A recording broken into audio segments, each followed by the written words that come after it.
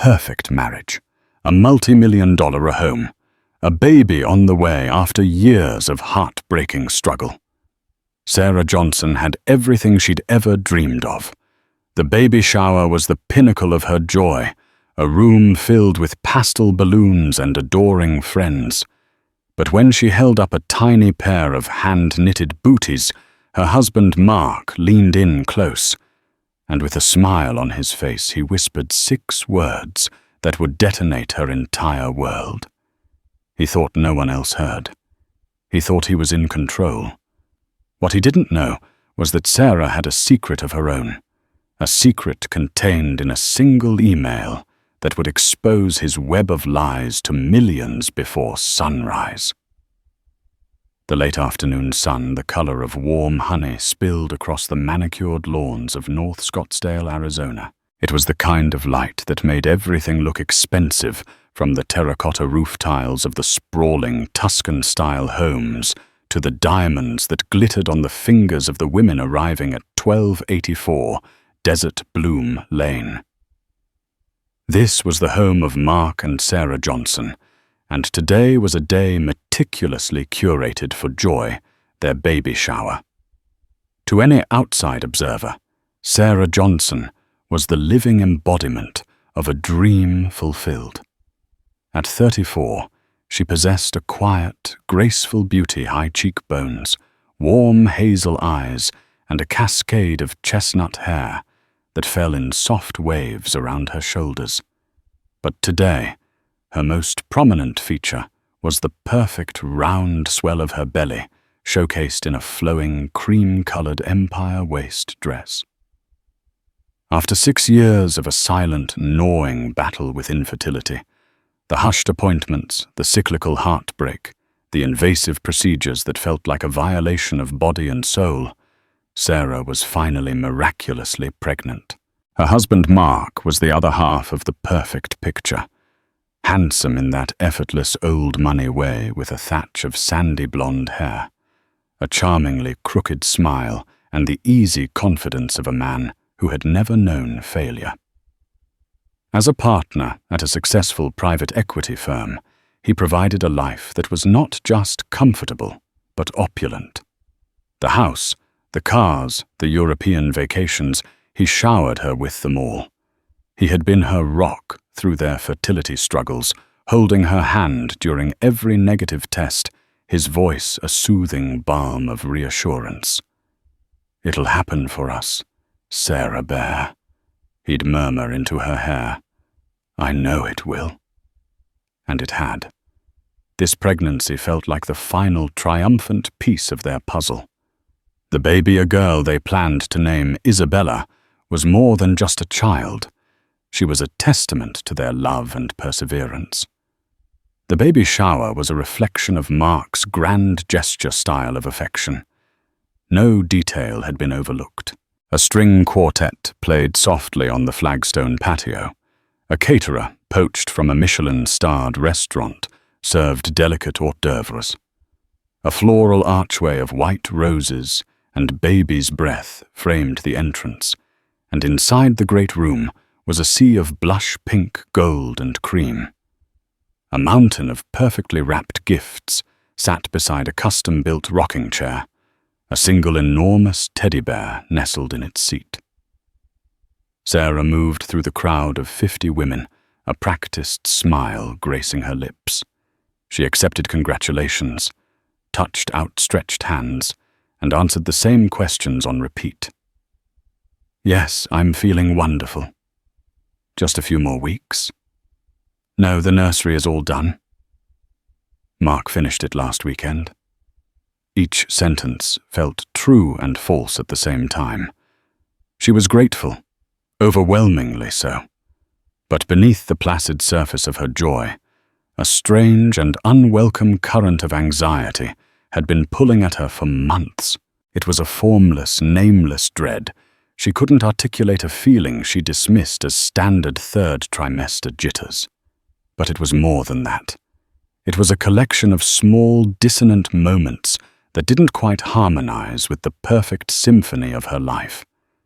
There was the way Mark's phone, once casually left on the kitchen counter, was now perpetually glued to his hand, its screen angled away from her.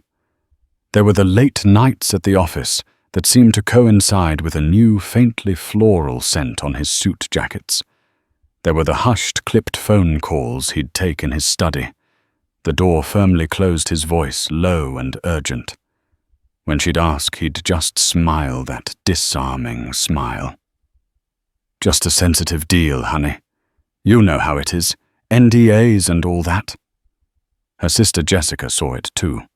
Jessica was 2 years younger, a paralegal with a razor-sharp mind and a protective instinct that was downright feral when it came to Sarah. She was the pragmatist to Sarah's dreamer.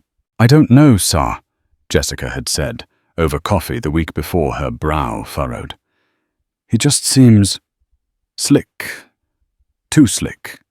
It's like he's playing a part. The perfect husband, the doting father-to-be." "Jess, please." Sarah had sighed, placing a hand on her belly. "He's just excited. He's been amazing. He designed the entire nursery himself." "He paid a designer, Sarah." Jessica had countered her tone, gentle but firm. "There's a difference." Even Sarah's best friend Emily, a bubbly and optimistic kindergarten teacher, had dropped a strange comment. "It's so sweet how Mark is with you," she'd said. "But have you ever had a real screaming fight with him? I mean, a proper one?" Sarah had paused, and in that pause she realized they hadn't. In 6 years of marriage, through the gut-wrenching lows of infertility, Mark had never raised his voice. He'd been patient, understanding almost, unnaturally calm. His composure, once a source of comfort, now felt like a wall she could never quite see, let alone scale. The most jarring incident had happened 3 weeks ago. She'd been looking for a specific financial document in Mark's home office, a space he usually kept locked. She found the door ajar and slipped inside. In an unlocked drawer of his antique mahogany desk, nestled beneath a stack of old stock certificates, was a folder. It wasn't the folder that caught her eye, but the single sheet of paper inside. It was a receipt from a high-end jeweler, dated 2 months prior. The purchase, a diamond tennis bracelet. A very, very expensive diamond tennis bracelet. It wasn't for her. Her birthday and their anniversary had long passed. Christmas was months away. She had never received it. A cold dread, sharp and specific, had washed over her. She'd quietly closed the drawer, her heart hammering against her ribs. She told herself there was a logical explanation. A gift for his mother, perhaps, or an investment. But she couldn't bring herself to ask him about it. To ask would be to admit the crack in their perfect facade, and she was terrified of what might crawl out. So she pushed it down, burying the unease beneath layers of excitement for Isabella. She focused on the miracle growing inside her, the flutter of kicks and hiccups that felt like the only real things in her world. This baby was her anchor, her truth. Now at the shower, surrounded by the trappings of her perfect life, the anxiety was back, a low hum beneath the cheerful chatter. She watched Mark work the room, schmoozing with her friends' mothers, clapping his best friend David on the back and flashing his perfect smile.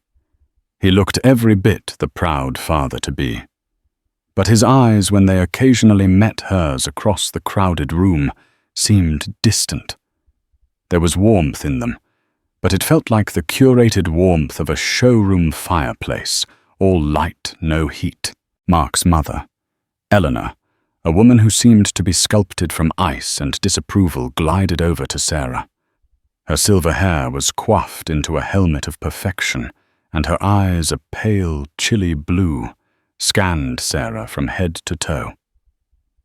"Sarah, dear," she began, her voice crisp. "You look substantial. You must be careful not to overdo it." The baby needs nutrients, not excess. Hello, Eleanor. I'm feeling fine, thank you, Sarah replied, her smile tightening.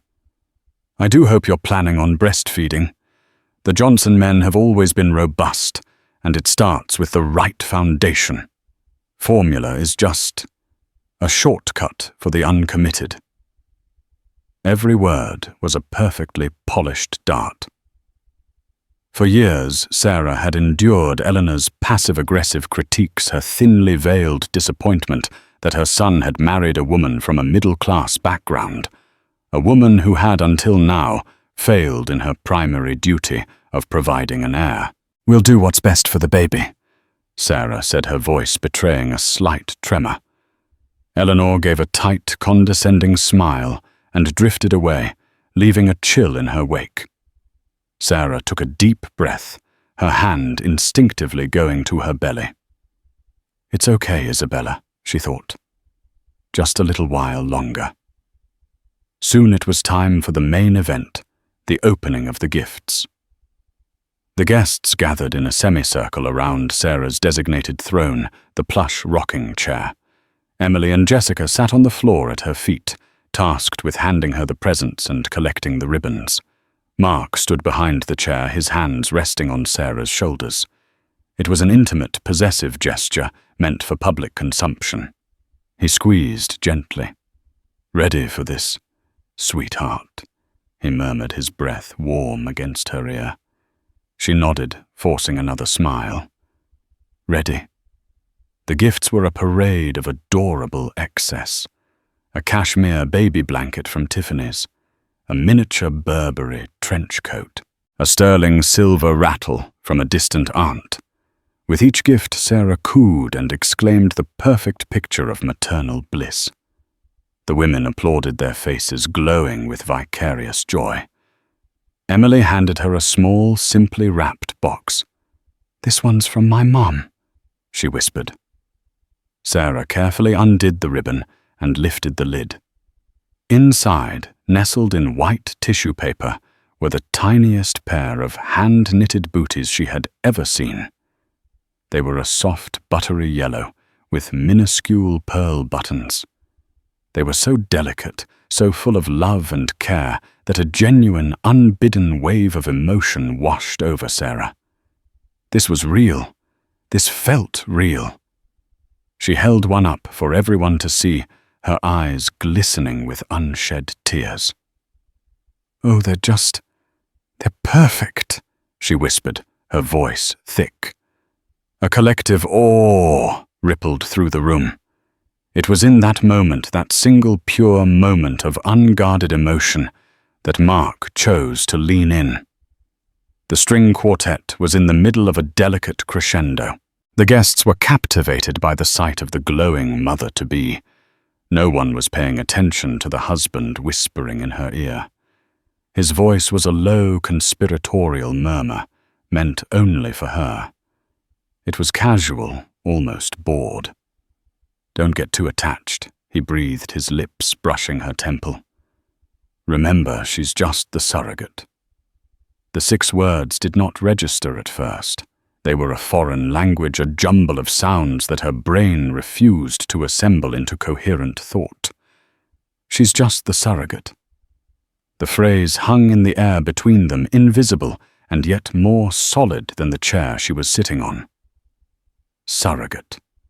The word was a bomb, but a silent one. The world around her didn't explode. The string quartet continued its jaunty tune.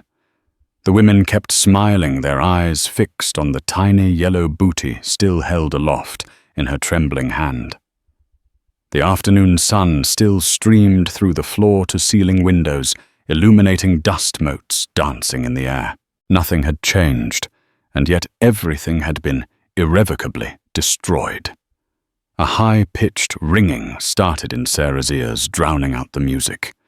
The vibrant colors of the room, the blush pink, the shimmering gold, bled together into a nauseating muted gray.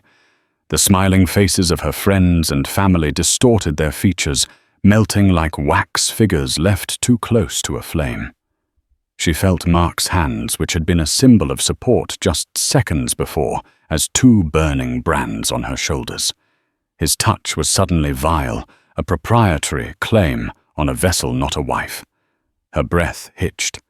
The air in her lungs turned to glass shards. She couldn't inhale, couldn't exhale. The tiny, perfect booty slipped from her fingers and fell to the plush rug unnoticed by anyone but her. She swiveled her head slowly, a fraction of an inch at a time, to look up at her husband. Mark was still smiling, a placid, handsome mask that betrayed nothing. He was looking out at the guests, nodding as if in appreciation of their adoration. He had said it so casually, so dismissively, as if commenting on the weather. As if he were reminding her of a mundane, agreed-upon fact. She's just the surrogate. The implication was a physical blow. This baby, her Isabella, the child she felt kicking and turning inside her, the culmination of years of pain and hope, was not hers. Her body was just a container, an incubator for hire. And he knew. He had always known. The infertility, the struggle, their shared journey. All of it had been a lie, a performance. A single hot tear escaped her right eye and traced a path through her carefully applied makeup. It felt like acid on her skin. Mark, sensing the sudden rigidity in her shoulders, glanced down. His smile faltered for a microsecond as he saw her face, the drained color, the wide, unblinking horror in her eyes. He gave her shoulder a little shake, a silent, urgent command to pull herself together. But it was too late. Jessica, ever watchful, had seen the exchange. She hadn't heard the words, but she saw the whisper, and she saw the light go out in her sister's eyes. "Sir," Jessica's voice cut through the fog. "Sarah, are you okay?" The room's cheerful chatter faltered. A few heads turned. The spell was broken. Sarah wasn't the glowing mother-to-be anymore. She was a statue, carved from ice, her face a kabuki mask of shock. "Sarah, honey, what's wrong?" Emily asked, her brow crinkling with concern as she reached out to touch her friend's knee. Sarah flinched away from the touch as if she'd been burned. She couldn't speak. Her throat was closed tight, strangled by a truth so monstrous it had no words. She stared straight ahead, her eyes fixed on the giant, mocking teddy bear in the corner. Its button eyes seemed to stare back with a vacant, idiotic pity. Mark recovered quickly, his corporate training in crisis management kicking in. He forced a hearty laugh, the sound of it grotesquely loud in the suddenly quiet room. "Oh, sweetheart," he said, his voice booming with false bonhomie. He squeezed her shoulders again, harder this time. "She's just overwhelmed. All this love, it's a lot to take in, isn't it? My emotional little Sarah bear." He was gaslighting her, in real time, in front of 50 witnesses. He was painting her as hysterical, fragile, and overwrought, a narrative he had probably been carefully crafting for years. But the words had unlocked something in Sarah. The formless dread she'd been feeling for months now had a name and a face. It was the face of her husband, the receipt for the diamond bracelet, the hushed phone calls, the unnatural calm. It wasn't anxiety. It was instinct, a primal cellular knowledge that she was in danger. She found her voice. It came out as a choked, ragged whisper. "What did you say?" she asked, not looking at him but at the empty space in front of her. "What, honey?" Mark's tone was all loving concern. "I said you're overwhelmed with love. We all are." "No," she said, her voice gaining a sliver of strength. She finally turned her head, craning her neck to look up at him. The mask of the perfect husband was still there, but she could see the frantic panic in his eyes, the desperate plea for her to play along. "That's not what you said." The guests were murmuring now, exchanging confused, worried glances. The string quartet had trailed off into an awkward silence. The caterers froze in the doorway, their silver trays held aloft. The party had ground to a halt.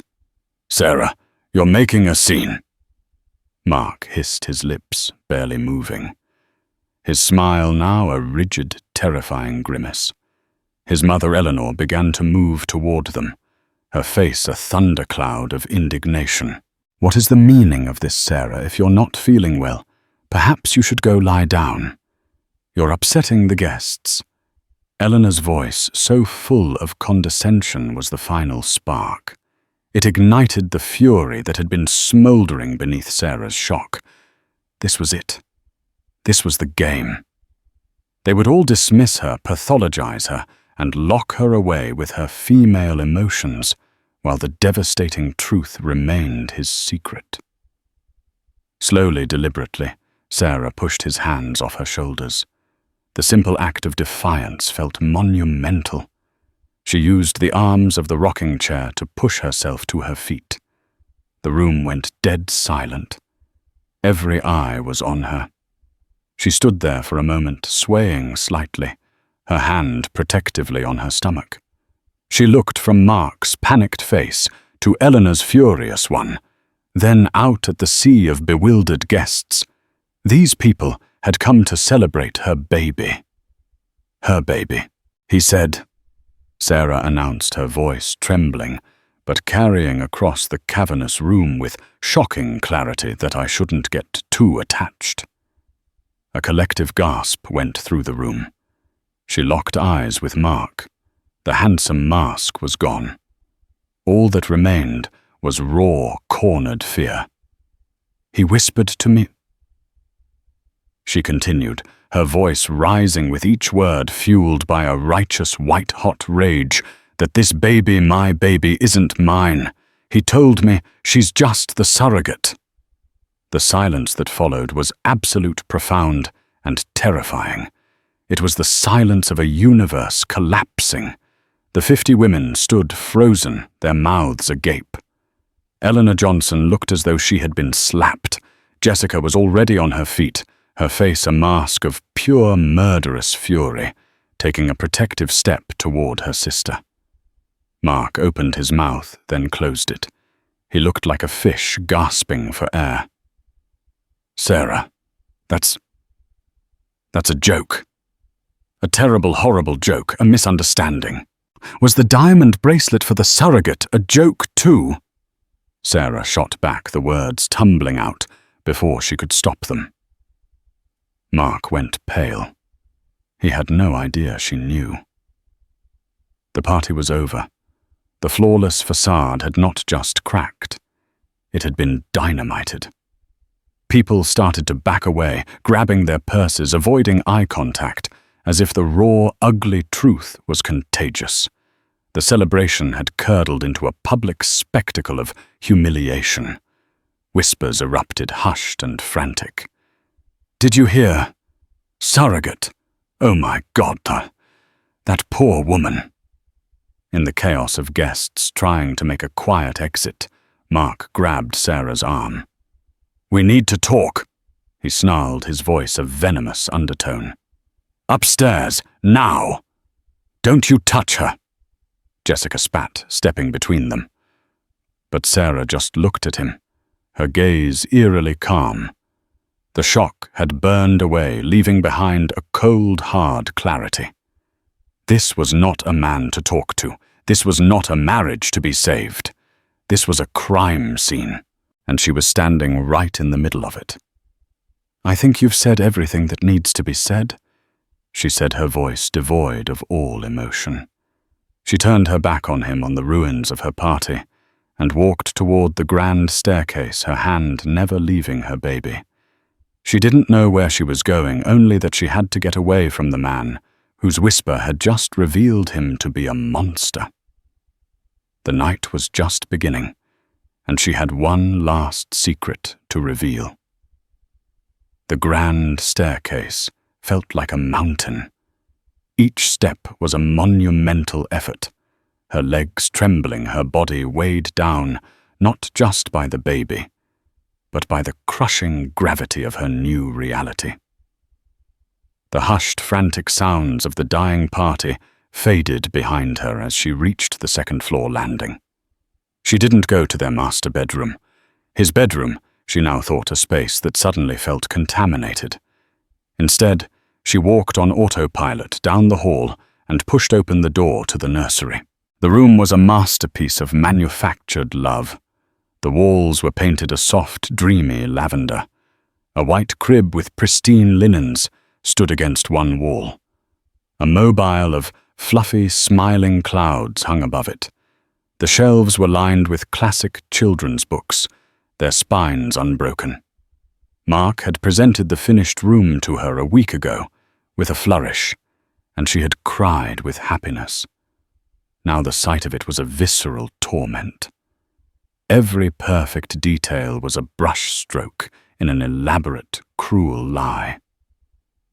She sank into the plush glider in the corner, the one she had imagined spending countless nights in nursing her daughter. The silence of the room was absolute, a stark contrast to the chaos downstairs and the raging storm inside her head. Surrogate. The word echoed in the stillness. It meant another woman's egg. It meant her entire journey, the shots, the hormones, the hope was a sham. She hadn't been a partner in creation. She had been a vessel for rent, and she hadn't even known she was for hire. Her phone buzzed in the small clutch purse she'd left on the changing table. Then again, and again. A frantic chorus of texts from Emily, from her mother, from a dozen other friends who had fled the party. Emily. Sarah, are you okay?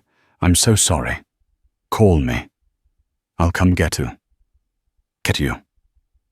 Mum, Jessica just called me. I'm on my way. Don't be alone with him. Jessica. I'm downstairs making sure he doesn't follow you. Lock your door. I'm handling this. Handling this. How could anyone handle this? This wasn't a problem to be solved. It was an apocalypse. The nursery door opened. Mark stood there, his tie loosened, his face pale and slick with sweat. He had shed the skin of the charming host, and now wore the desperate face of a man whose scheme had just spectacularly imploded. Sarah. He began, his voice low and pleading. Baby, you have to listen to me. It was a joke. The worst, most idiotic joke in human history. I am so sorry. Sarah stared at him, her expression utterly blank. The man she thought she had married was gone. In his place was a stranger, a con artist. A joke, she repeated, her voice flat. You whispered that in my ear at our baby shower in front of all our friends, and you're calling it a joke. I was drunk, I was stupid. I don't know why I said it. He insisted, taking a step into the room. You know how my mother gets all that pressure about the baby. It came out. It meant nothing. He tried for a smile, a pathetic, wobbling thing. Look at this room, Sarah. Look at everything I've given you, given us. Does this look like the work of a man who doesn't love you, who doesn't want this baby with you? His words, meant to be reassuring, were gasoline on the fire. He was using the very props of his deception as proof of his innocence. He thought she was that naive, that weak, that stupid. And that's when the memory, sharp and electrifying, pierced through the fog of her pain. It was a memory from a week ago, a moment of proactive suspicion she had almost managed to convince herself was paranoia. After finding the jeweler's receipt, a seed of distrust had taken root. On a whim, fueled by a late-night internet search, she had concocted a plan. She told Mark her obstetrician had recommended an advanced, non-invasive prenatal screening that required a DNA sample from both parents to check for rare genetic disorders. She bought a commercial DNA testing kit online. He'd swabbed his cheek without a second thought, too arrogant to ever suspect her. "Anything for our little Isabella," he'd said, handing the sample back to her. She had sent his sample and her own to the lab, paying for the expedited peace-of-mind results. The email had arrived 3 days ago. The subject line, "Your paternity test results are ready." She had been too terrified to open it. She told herself she was being crazy, that she didn't want to poison the last few weeks of her pregnancy with unfounded suspicions. So she had left it there, a digital Pandora's box, sitting unopened in her inbox, until now. His whisper wasn't a joke. It was the truth slipping out in a moment of unguarded arrogance. And she had the proof. While Mark continued his frantic, desperate monologue about his stupid mistake, Sarah calmly reached for her purse, her movements slow and deliberate. She pulled out her phone. Her hands were shaking, but her purpose was a steel rod in her spine. "What are you doing?"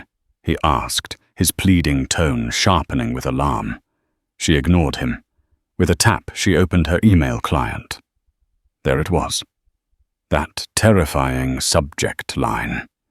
She tapped again, her heart hammering. The login page appeared.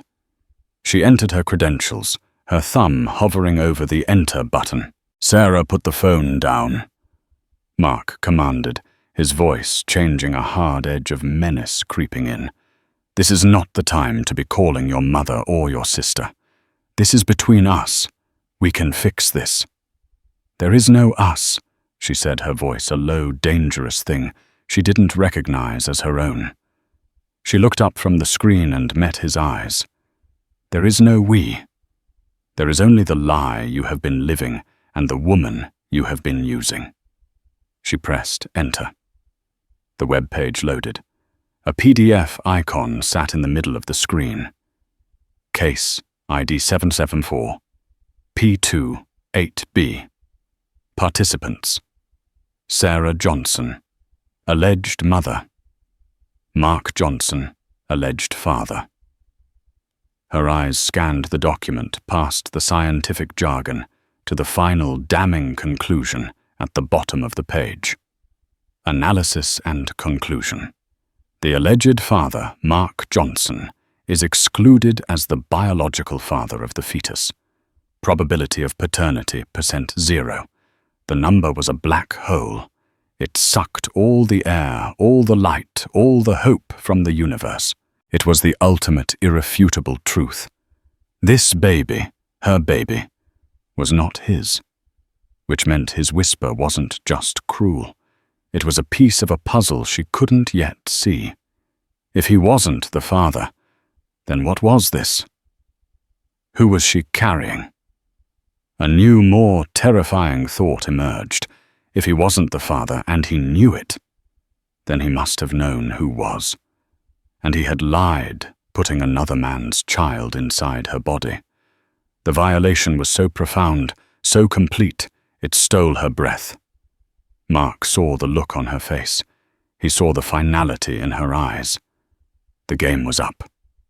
He lunged for the phone. "Give me that." But Sarah was faster. She scrambled backwards out of his reach, a primal scream building in her chest. This monster, this liar, was not going to silence her. He was not going to bury this. The world deserved to know who he was. Her fingers flew across the screen, her social media muscle memory taking over. She didn't think she just acted. She opened Instagram. She had over 2,000 followers, a mix of real-life friends and acquaintances from their affluent social circle. She pressed the Go Live button. Her face, tear-streaked and pale, filled the screen. The view counter started ticking up immediately. 10, 45, 97. "Sarah, what the hell are you doing? Stop it!" Mark roared, trapped on the other side of the crib. "Hello, everyone," she said into the phone, her voice shaking but clear. The live comments started to flood in a cascade of question marks and concerned emojis. "Most of you were just at my baby shower," she continued, panning the camera around to show the perfect, beautiful, hateful nursery. "You were here to celebrate with me and my husband, Mark." She flipped the camera to face him. He froze, caught in the digital headlights, his face a mask of rage and terror. "A little while ago," she said, flipping the camera back to herself, "my husband whispered something to me. He told me not to get too attached to this baby." Her voice broke, and she took a ragged breath. The view count had passed 500. Friends were sharing the link. A brush fire was starting. "He told me that I'm just the surrogate." She held up the phone to show the email on her laptop screen, zooming in on the bold black letters. "Probability of paternity 0%. It turns out he was telling the truth about one thing," she said, her voice now dripping with a chilling, icy calm. "I am a surrogate. What he failed to mention was that I was an unwitting one. This man, my husband, put another man's child inside me, without my knowledge or consent. He is not the father. And I have no idea who is." She ended the broadcast. The silence in the room was deafening. Mark just stared at her, his mouth agape, his face ashen. He had been so sure of his control, so confident in his lies. He never imagined that the quiet, gentle woman he had so carefully selected as his pawn would have the audacity to light the whole board on fire. The night of reckoning was here, and the DNA results had just gone viral. The digital world ignites with an immediacy that is both terrifying and absolute. Sarah's 12-minute live video didn't just start a brush fire. It launched a nuclear missile into the heart of their curated lives.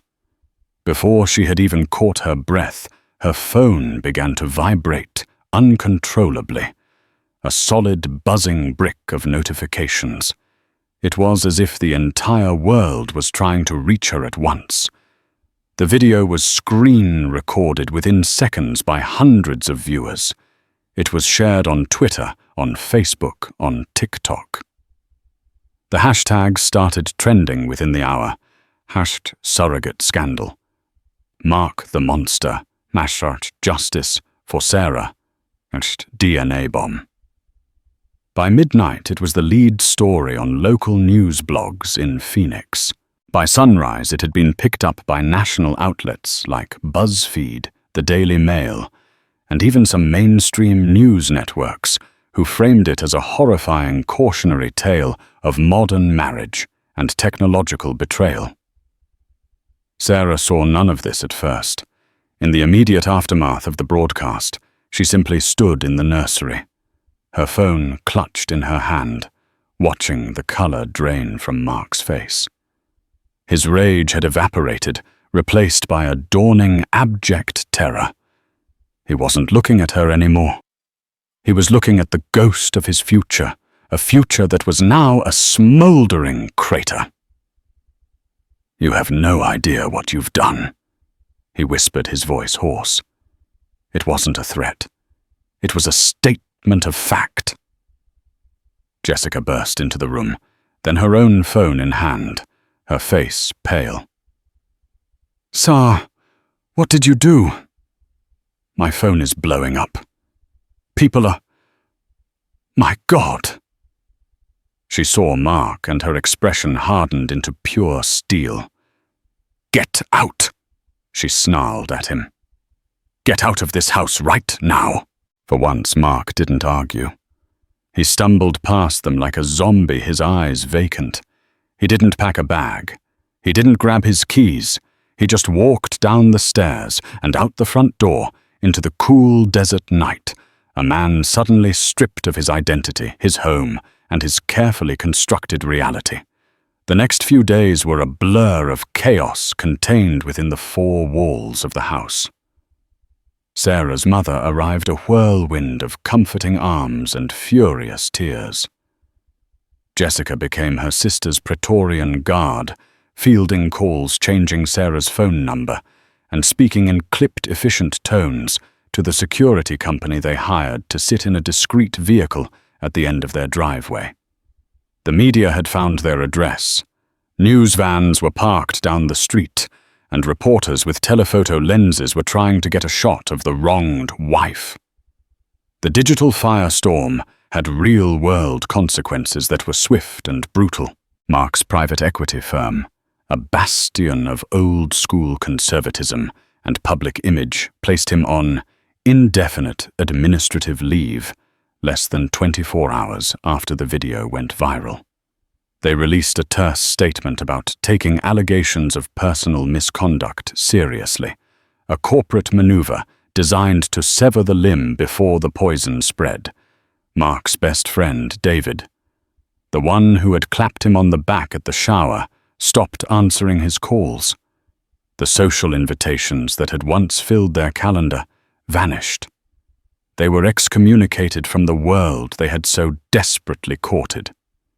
Eleanor Johnson predictably went on the attack.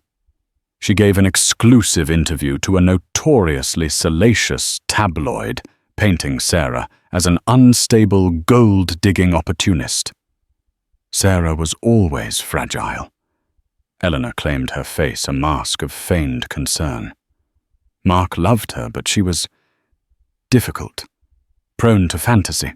This whole story is a fabrication. A desperate attempt to ruin my son after he discovered her infidelity.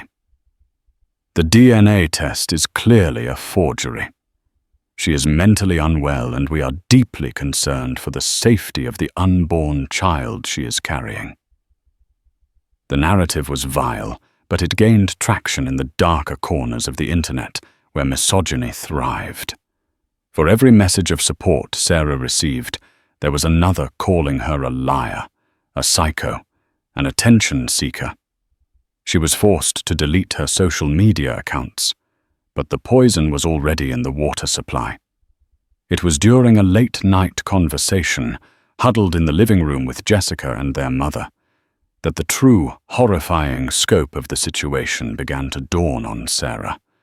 "Okay, let's just think," Jessica said, a legal pad on her lap, trying to impose order on the chaos. "Forget the noise. Let's focus on the facts. Fact 1. Mark is not the biological father. Fact 2. He knew this. Fact 3. He orchestrated this pregnancy with you under false pretenses. The question is, why and who?" Sarah whispered, her hand resting on her stomach. "Who is the biological father? And where did the egg come from? Is there another woman out there? Another mother?"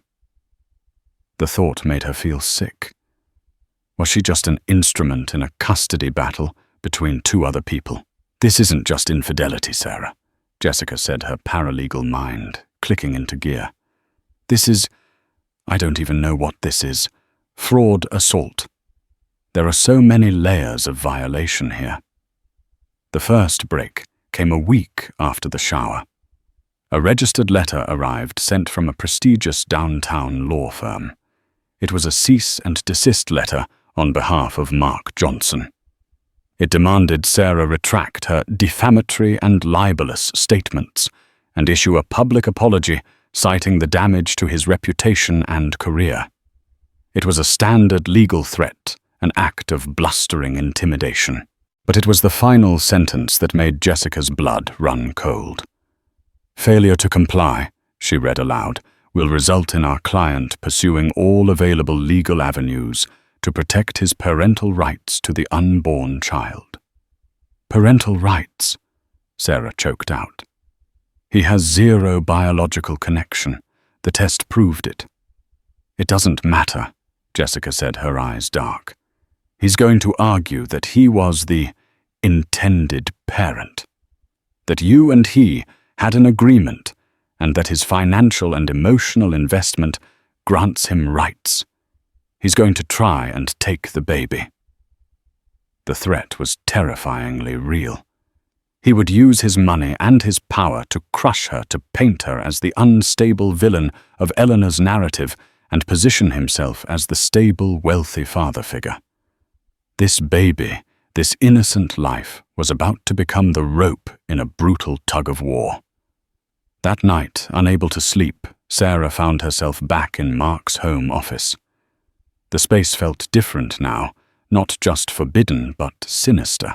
She wasn't looking for anything in particular. She was just trying to understand the man she had lived with.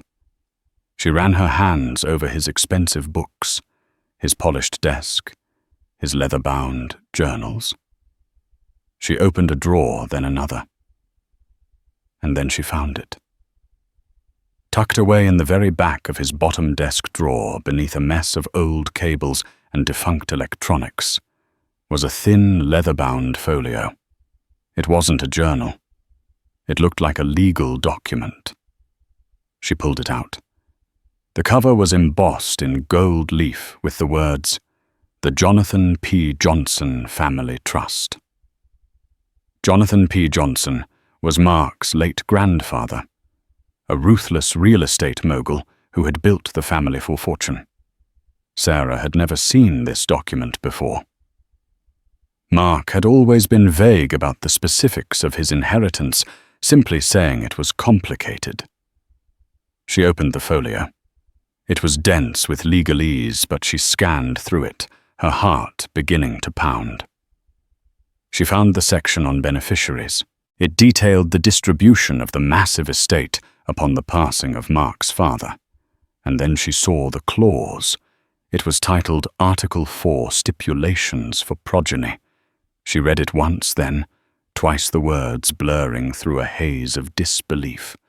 The clause stipulated that any grandchild, in order to inherit their full multi-million-dollar share of the trust, must be married and have produced a legitimate heir to carry on the Johnson family line. There was a deadline. The heir had to be born before the grandchild's 35th birthday. Sarah's blood went cold. She pulled out her phone and did a quick search. Mark's birthday. It was in 6 weeks. He was turning 35. The entire scheme, in all its cold, calculating horror, laid itself bare in her mind. This was never about love. It was never about having a family with her. It was about a deadline. It was about money. He couldn't produce a legitimate heir himself. Maybe he was sterile, a fact his pride would never allow him to admit. So he had outsourced it. He'd procured an anonymous egg and anonymous sperm. He'd hired a surrogate her under the guise of marriage. He would get his heir, meet the trust's deadline, and secure his fortune.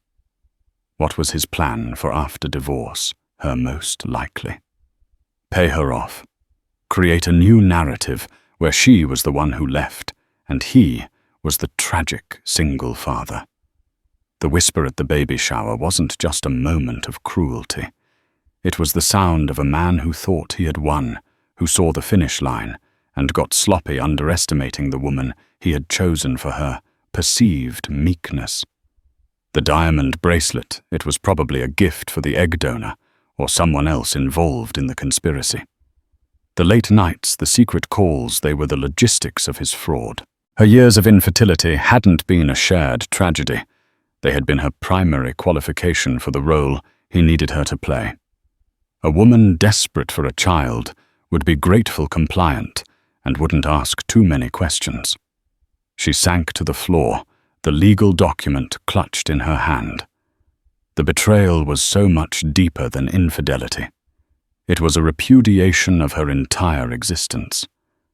She hadn't been a wife or a partner. She had been a business transaction, a walking, talking loophole in a trust fund document. The firestorm outside was nothing compared to the inferno of rage and violation that now consumed her. He wasn't just going to lose. She was going to burn his entire world to the ground.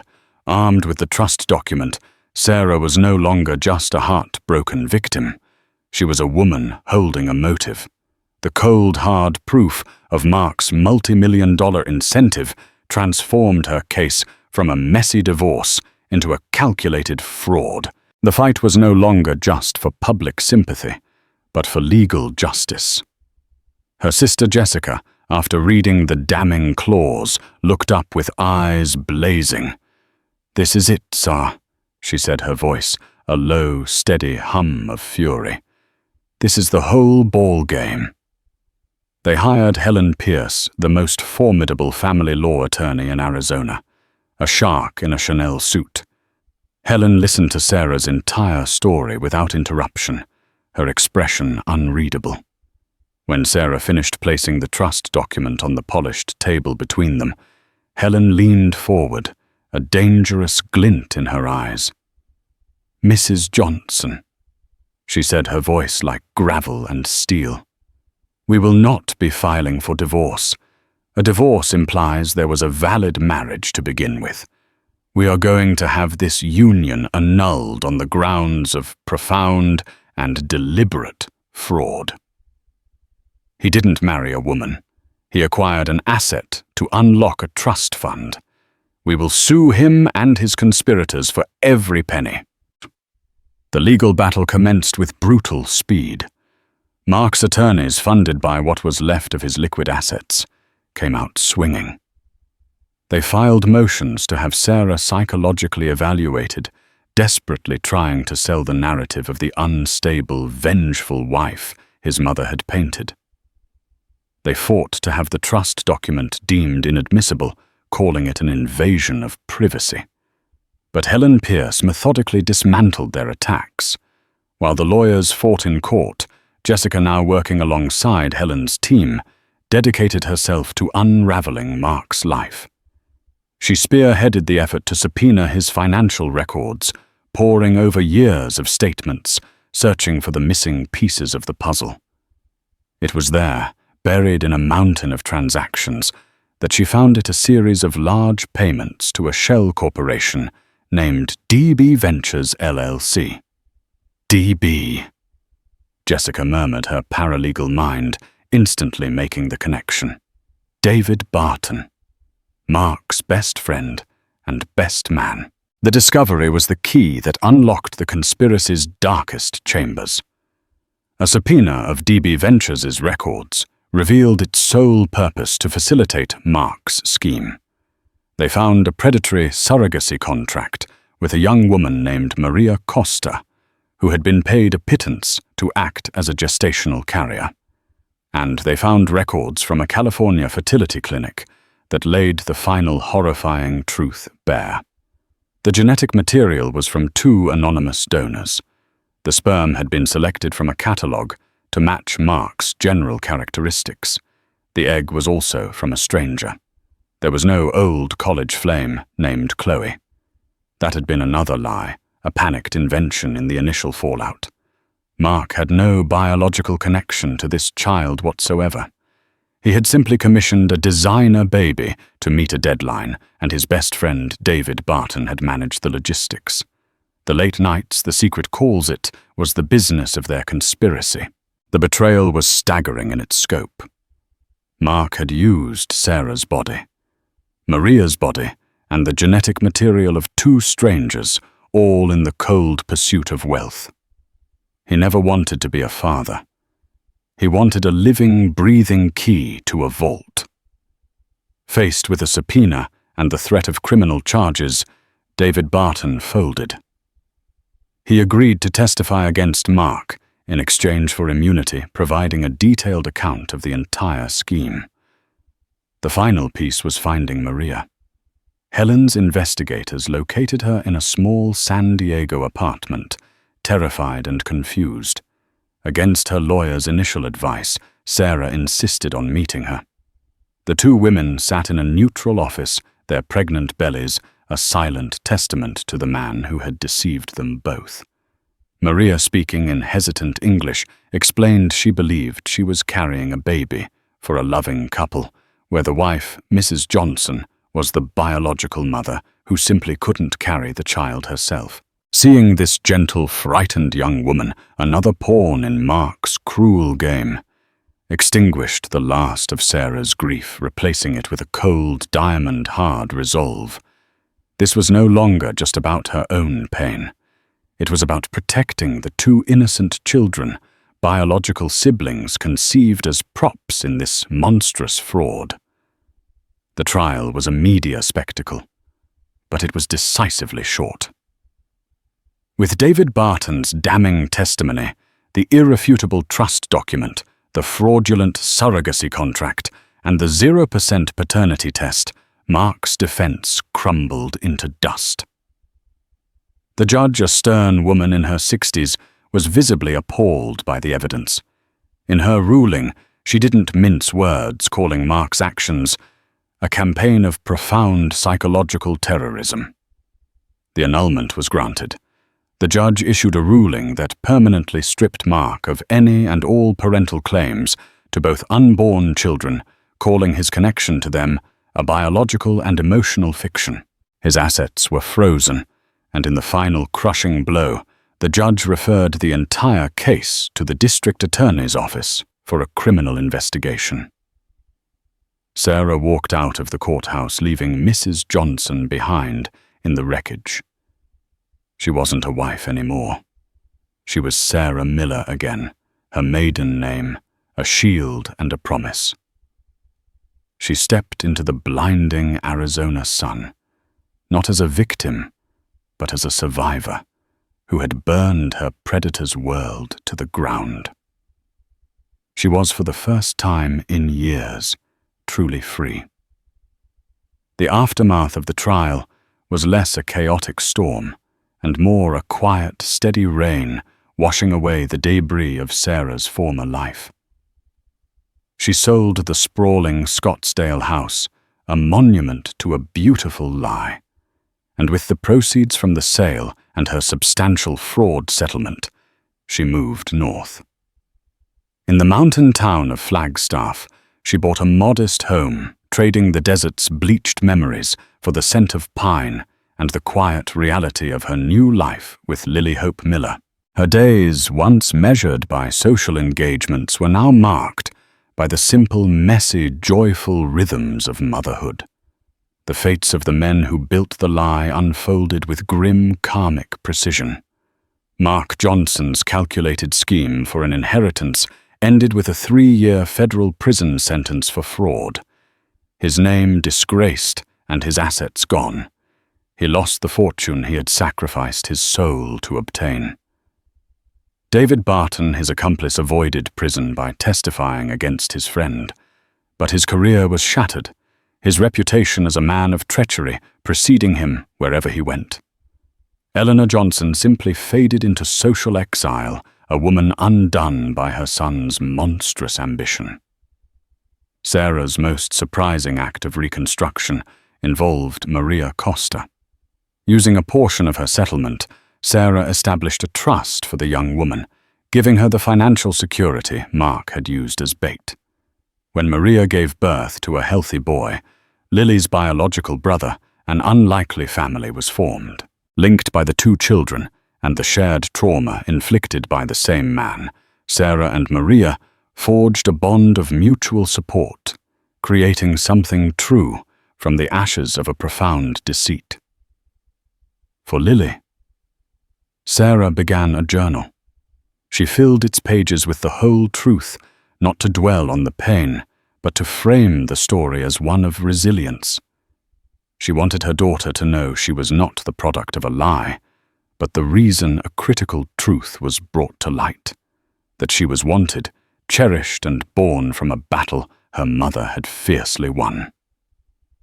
Years later, Sarah still received occasional emails, messages from women who saw her story and found the courage to question their own realities, to fight back against the gaslighting in their own lives.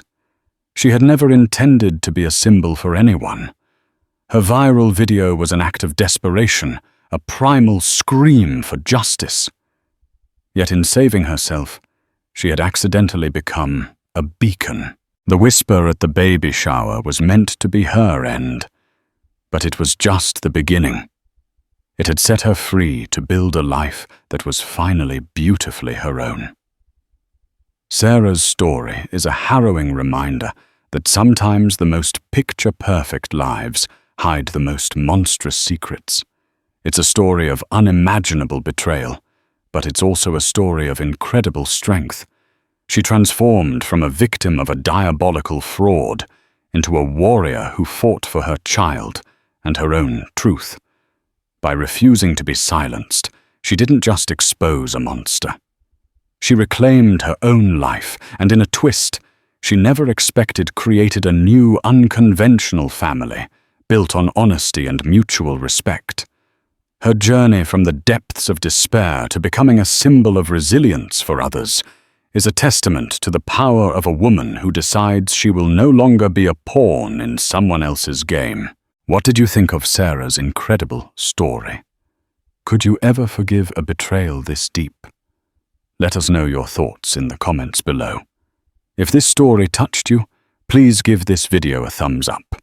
Share it with someone who needs to hear it, and make sure you subscribe to our channel for more unforgettable real-life stories.